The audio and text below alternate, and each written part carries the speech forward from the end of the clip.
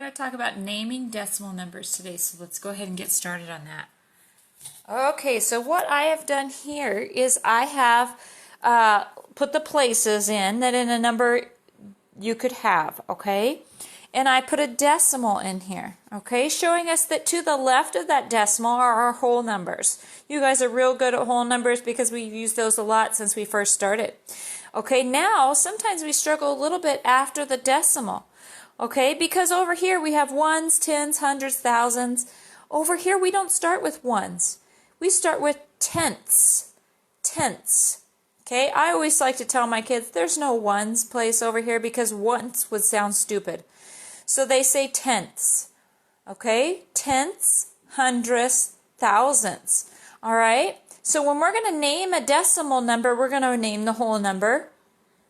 We're going to say and for the decimal, and then whichever place the last number is in is our last word. So if I have 75 over here, I'm going to say 75, and then the last number, that place value of the last number is what I tack on the end. So it would be 75 hundredths, because the last number of the number I said is in the hundredths place. Okay? So let's take a look, and we'll refer back to this if we need to, and let's see if we can name some numbers. Oh, I have that number right here. Okay? So remember, I said we're going to name the whole number 4. I'm going to write this. What did I say the decimal's called? You got it, and. Okay?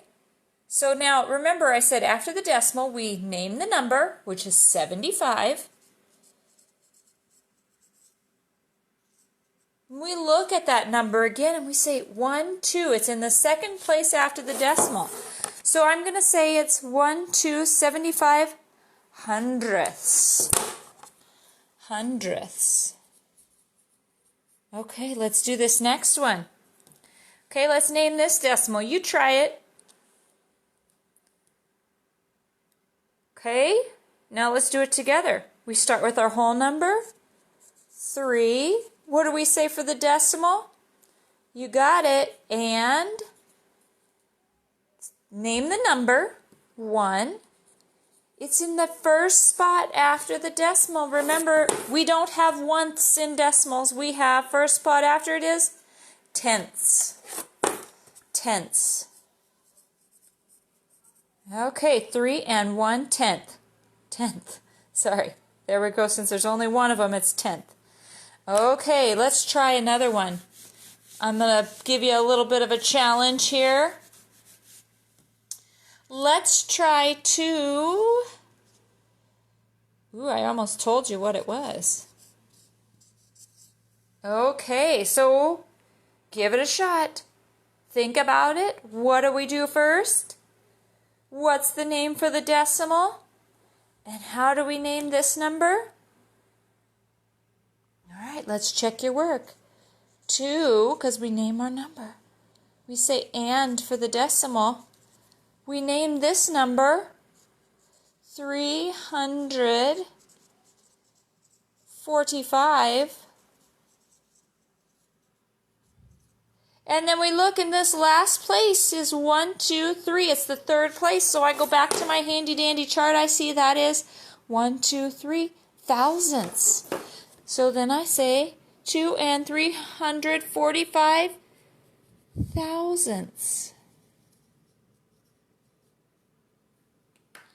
All right, guys, excellent job. So if you need to, have that little chart in front of you that I drew for you at the beginning with the tenths, hundredths, thousandths. Remember, name the whole number, and for the decimal, name the decimal number. Find out which place that last number is in, and that is your tenths, hundredths, thousandths that you put on the end. All right, guys, we'll see you tomorrow.